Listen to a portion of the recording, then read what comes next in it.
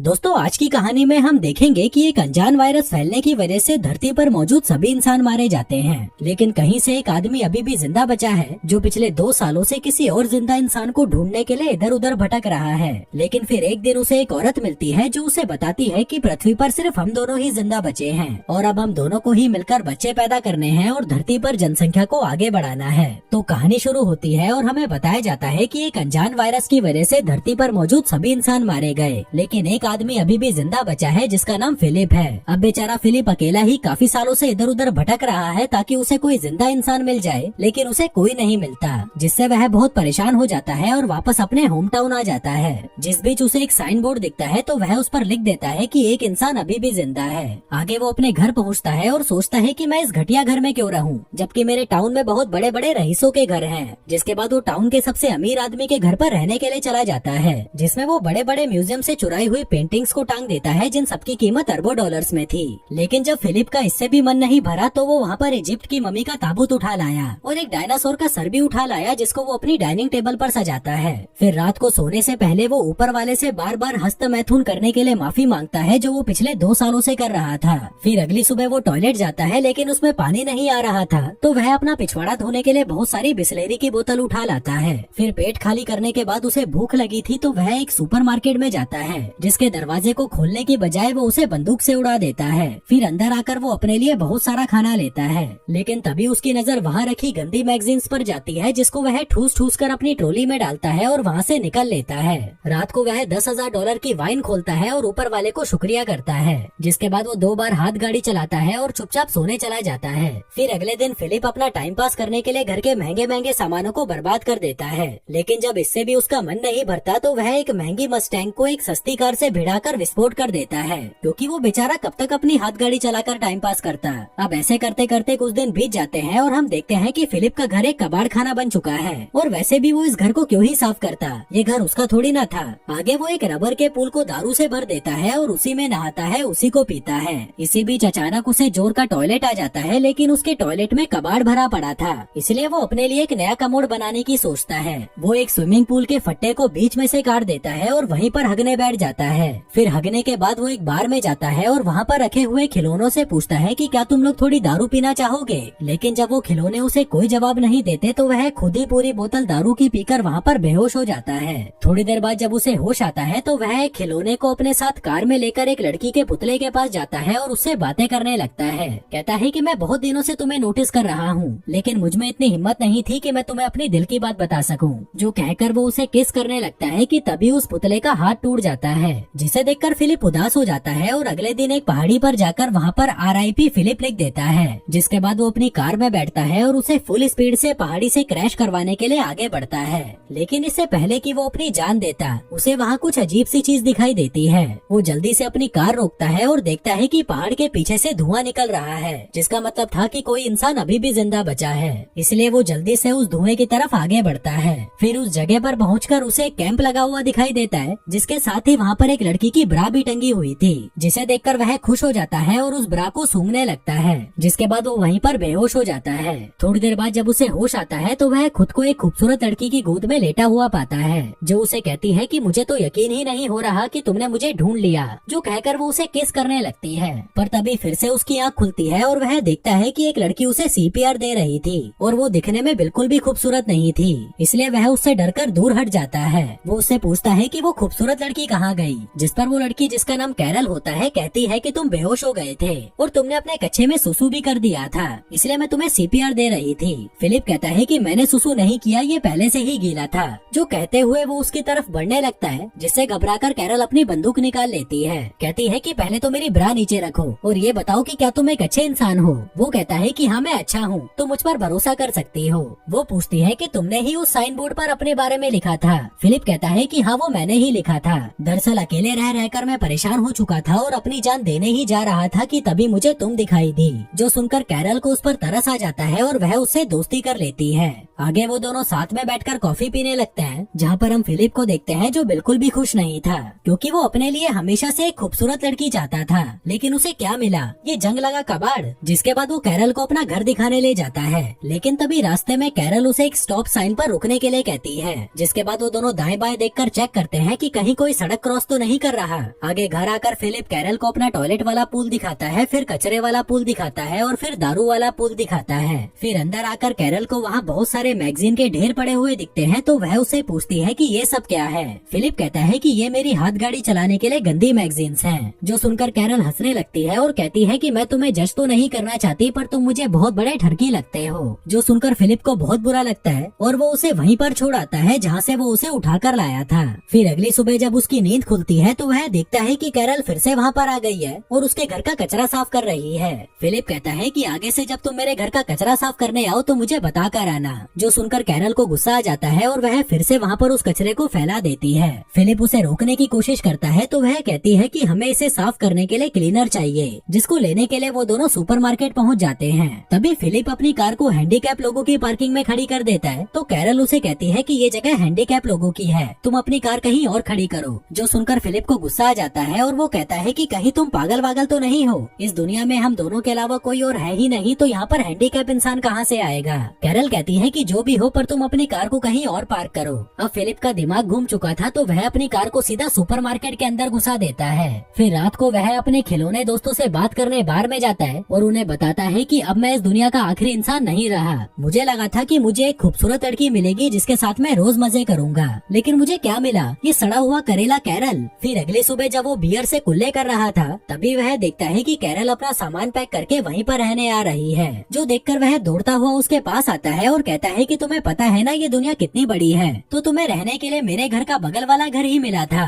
Carol कहती है कि तुम्हें इससे क्या प्रॉब्लम है? क्या तुम्हें डर लग रहा है कि मैं तुम्हें गंदी गंदी हरकतें करते देख लूंगी? तभी फिलिप उसके सामने अपना कच्छा उतार देता है और कहता है कि ले देख ले, अब और क्या ही बचा है देखने के लिए। कैरल कहती है कि देख यार, हम दोनों को किसी मकसद के लिए चुना गया है और वो मकसद है धरती की जनसंख्या को आगे बढ़ाना। फिलिप कहता है कि देखो, मैं तुम्हारी इंसल्ट तो नहीं कर रहा, लेकिन मैं तुम्हारे साथ सुहागरात मनाने में बिल्कुल भी इंटरेस्टेड नहीं हूँ, चाहे तुम इस धरती की आखिरी औरत ही क्यों न बची हो। जो कहकर वो वहाँ से चला जाता है और अपने टट्टी वाले पुल पर बैठकर हगने लगता है। पर तभी कैरल वहाँ पर आती है और कहती है कि क्या तुम अंदर जाकर नहीं हग सकते?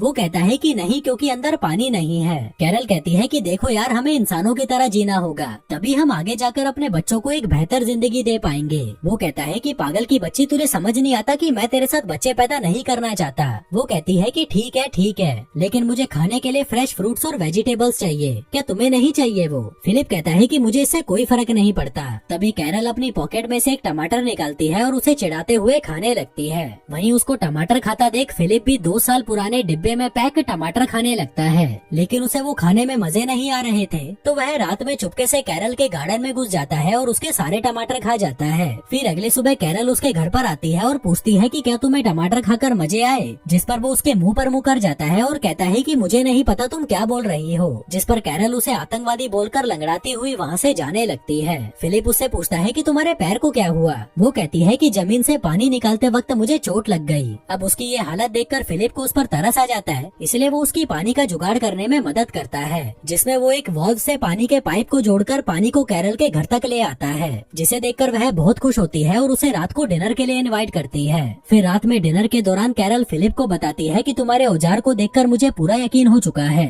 कि ऊपर वाले ने हमें धरती पर जनसंख्या को आगे बढ़ाने के लिए मिलवाया है। फिलिप कहता है कि ठीक है, अगर तुम इतना ही जोर दे रही हो तो आज रात को हम कर ही लेते हैं। कैरल कहती है कि नहीं, मैं तुम्हारे साथ तब तक सुहागरात नहीं मनाऊंगी जब तक तुम मुझसे शादी नहीं कर लेते। जो सुनकर वह हंसने लगता है और कहता है कि तुम मजाक अच्छा कर लेती हो। वो कहती है कि नहीं, मैं मजाक नहीं कर रही, क्या तुम ये चाहते हो कि इस धरती पर पैदा होने वाला पहला बच्चा नाजायज हो? फिलिप कहता है कि तुम ये शादी क्यों करना चाहती हो जबकि इस चीज का कोई मतलब नहीं है। वो कहती है लेकिन मेरे लिए मतलब है, अगर दुनिया खत्म हो गई है तो इसका मतलब ये नहीं कि हम अपने रीति रिवाज भूल जाएं। अब फिलिप को किसी भी हाल में उसके साथ इंटीमेट होना ही था, इसलिए वो उसके साथ शादी करने के लिए मान जाता है। कैरल कहती है कि पहले तुम मुझे अच्छे से कहो अपने घुटनों पर बैठकर, जिस पर फिलिप अपने घुटनों पर बैठकर उसे प्रपोज करता है और कैरल उसे हाँ बोल देती है।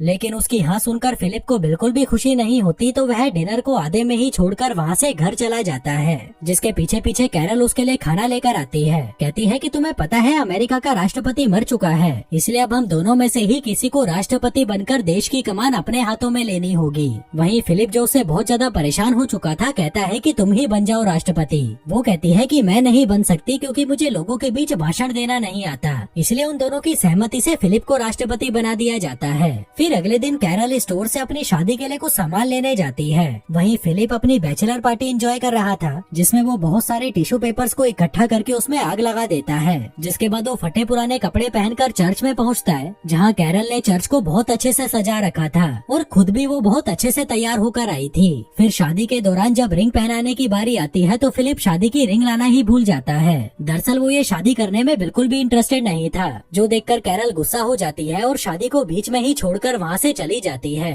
तभी फिलिप उसके पीछे पीछे उसके घर पहुँचता है और उसे दरवाजा खोलने के लिए कहता है, लेकिन जब वो दरवाजा नहीं खोलती तो वह उसके दरवाजे को तोड़ देता है। फिर अंदर आकर वो देखता है कि कैरल ने अपने घर को बहुत सुंदर सजा रखा था, क्योंकि वो अपनी शादी को लेकर बहुत ज्यादा एक्साइटेड थी। जिसके बाद वो कैरल को देखता है जो सड़ी हुई शक्ल लेकर एक कमरे में बैठी हुई थी। फिलिप उससे माफी मांगता है और कहता है कि मैं सच में रिंग के बारे में भूल गया था, अगर मुझे याद रहता तो मैं पक्का लेकर आता। वहीं कैरल भी उसे माफ कर देती है। जिसके बाद वो दोनों अंगूठी लेने के लिए एक ज्वेलरी शॉप में जाते हैं, जहाँ से वो बहुत सारी अंगूठियाँ उठा लेते हैं, जिनको एक एक करके फिलिप कैरल की उंगलियों में पहना देता है और उससे शादी कर लेता है। फिर रात को जब सुहागरात मनाने की बारी आती है तो कैरल उसके साथ इंटीमेट होने की बजाय रात भर उससे बातें करती रहती है। फिर अगले दिन से कैरल भी फिलिप के साथ वो सभी चीजें करती है जिसको करने में फिलिप को बहुत मजे आते थे। जिसके बाद वो कैरल को अपनी एक्स गर्लफ्रेंड से भी मिलवाता है, जिसको देखकर कैरल को उससे जलन होने लगती है तो वह उसे उठाकर बाहर फेंक देती है। फिर खूब मौज मस्ती करके जब वो दोनों घर की ओर जा रहे थे तभी चौराहे पर उनकी कार एक लिमोजिन से टकरा जाती है।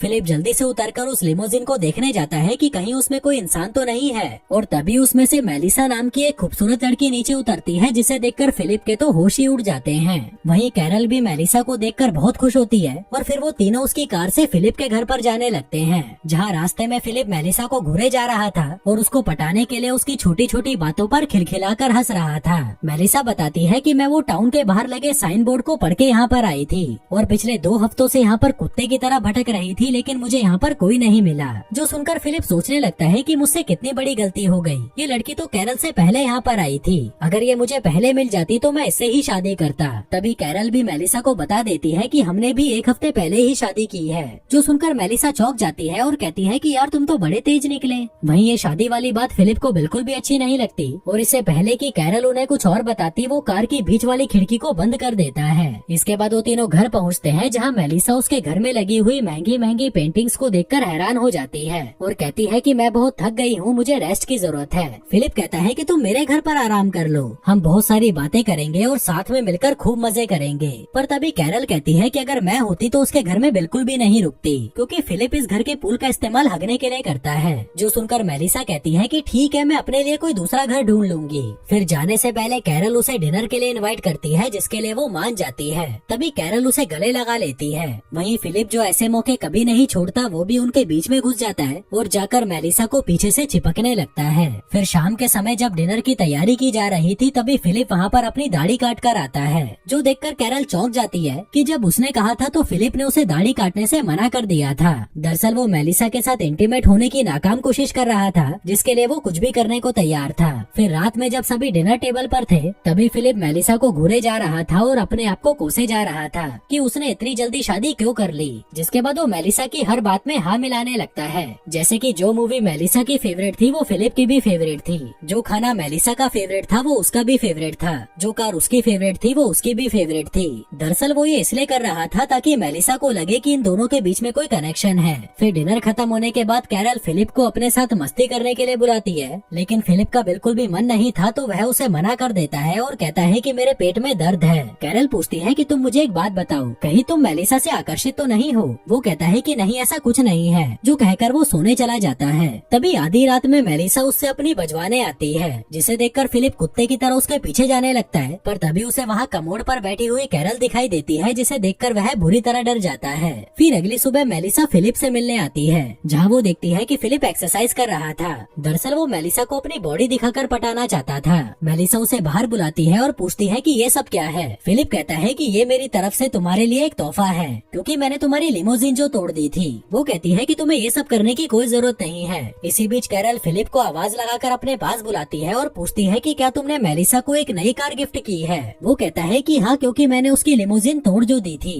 वो कहती है कि तुम्हारे पास ये सब करने का टाइम है, जबकि मैं तुम्हें 100 बार बोल चुकी हूँ कि मेरा दरवाजा ठीक कर दो, पर तुम्हारे पास इसके लिए टाइम नहीं है। अब मुझे नहीं पता तुम इसे कैसे भी ठीक करो। आगे कैरल मेलिसा को अपनी शादी की फोटोज दिखाती है जो उसने खुद ड्रॉ की थी। मेलिसा पूछती है कि अगर तुम दोनों की शादी हो चुकी है तो तुम दोनों साथ में क्यों नहीं रहते? वो कहती है कि नहीं, मैं उसके साथ नहीं रह सकती, वो बहुत गंदा है। मैंने उसके साथ शादी सिर्फ धरती पर जनसंख्या को बढ़ाने के लिए की है। वहीं जब फिलिप दरवाजा ठीक कर रहा था तभी मेलिसा उसके पास आती है। वो कहती है कि मेरे पास एक जनरेटर है जिससे हम बियर को ठंडी करके पी सकते हैं, इसलिए तुम शाम को कैरल को लेकर मेरे घर पर आ जाना। लेकिन फिलिप अकेले ही उसके घर बियर पीने पहुंच जाता है और उससे कहता है कि कैरल की तबीयत खराब है इसलिए वो नहीं आ सकती, जबकि इसने कैरल को बताया ही नहीं था कि मेलिसा ने इनको बियर पीने के लिए इनवाइट किया है। फिर बातों के दौरान मेलिसा उसे बताती है कि मैं पिछले 2 सालों से किसी मर्द की तलाश में भटक रही हूँ, क्योंकि मुझे भी मजे करे काफी साल बीत चुके हैं। मेरी भी कुछ जरूरतें हैं जिन्हें मैं पूरा करना चाहती हूँ। फिलिप कहता है कि हाँ, मैं समझ सकता हूँ, ये सब नेचुरल है। मेलिसा कहती है कि मैं तुम दोनों के लिए बहुत खुश हूँ कि तुम दोनों साथ में हो। भले ही तुम दोनों में अनबन चलती रहती है, पर तुम दोनों साथ में तो हो, जिसकी मैं बहुत इज्जत करती हूँ। वहीं फिलिप उसे ये बताने के लिए तड़पा जा रहा था कि मैं कैरल से बिल्कुल भी खुश नहीं हूँ। मैं तो तुम्हारे जैसी किसी लड़की के साथ मजे करना चाहता था, पर मुझे क्या मिला? ये सड़ा हुआ कचरा। मेलिसा कहती है कि मेरी भी किस्मत देखो, मुझे धरती पर मौजूद एक आखिरी मर्द मिला और वो भी शादीशुदा। फिलिप कहता है कि चिंता मत करो, अब वो मर्द शादीशुदा नहीं रहेगा। जिसके बाद वो अपनी शादी तोड़ने के लिए कैरल के पास जाता है, लेकिन वो उसे कुछ कह नहीं पाता, क्योंकि वो उनकी शादी की फोटो से दरवाजे पर टांगने वाला दिल बना रही थी, जो देखकर उसे कैरल पर तरस आ जाता है और वो उसकी फीलिंग्स को हर्ट नहीं करना चाहता था, इसलिए वो चुपचाप वहाँ से अपने घर चला जाता है। वहीं दूसरी तरफ हम एक ऑडी को आते हुए देखते हैं, जिसका मतलब था कि एक इंसान और भी है जो इस धरती पर जिंदा बचा है। जो इंसान वहाँ पर फिलिप का वो अलाइव वाला बोर्ड देखता है और उस टाउन की तरफ निकल पड़ता है। अब ये इंसान कौन था और उन लोगों के अलावा और कितने इंसान हैं जो अभी भी जिंदा बचे हैं, और क्या अपना फिलिप मेलिसा के साथ सुहागरात मना पाएगा? ये सब देखेंगे हम अगले वीडियो में। धन्यवाद।